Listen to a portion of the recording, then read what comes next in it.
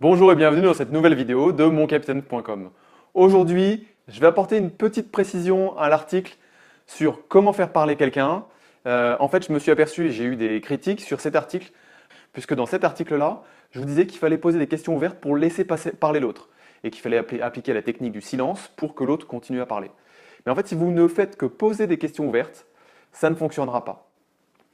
Bien évidemment, cette vidéo, ça va en complément de mes 3 outils pour être serein dans son commandement ou des 7 secrets militaires qui feront de vous un super chef. Vous pouvez les recevoir en cliquant sur le lien qui est en dessous de la vidéo ou sur le côté de l'article ou en bas d'article. Vous mettez votre prénom et votre email et je vous l'envoie gratuitement.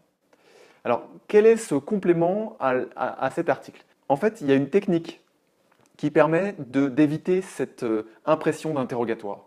Cette technique, c'est de poser une question, de dire quelque chose à propos de soi et de reformuler la question.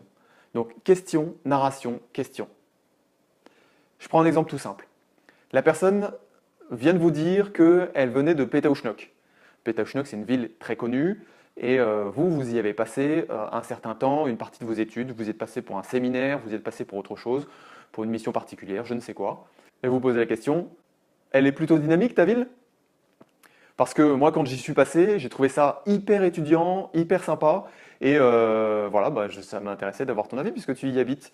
Moi, je n'y ai passé que une demi-journée pour un séminaire. Ça m'intéresserait d'avoir l'avis d'un habitant du cru. Qu'est-ce que tu penses vraiment du dynamisme de ta ville? Bon, là, c'est un exemple. Évidemment, quand vous parlez, il y a des choses qui viennent et il faut que ce soit sincère. Vous y avez passé, vous avez votre cousin qui y habite, vous connaissez pas du tout, ou vous connaissez une ville qui est de la région et qui est proche, et il suffit de donner des petites parcelles. En fait, c'est comme un puzzle. Un puzzle, vous allez construire le puzzle de l'autre, mais pour que l'autre soit en confiance et vous donne ces parties du puzzle qui le concernent à lui, il faut que vous vous engagiez. Il faut que vous aussi, vous lui donniez une partie de votre puzzle.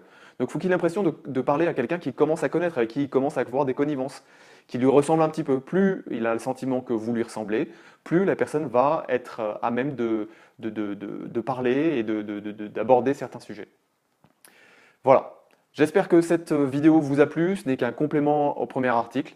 Je vous dis à très bientôt dans une prochaine vidéo. C'était Rodolphe de moncapitaine.com.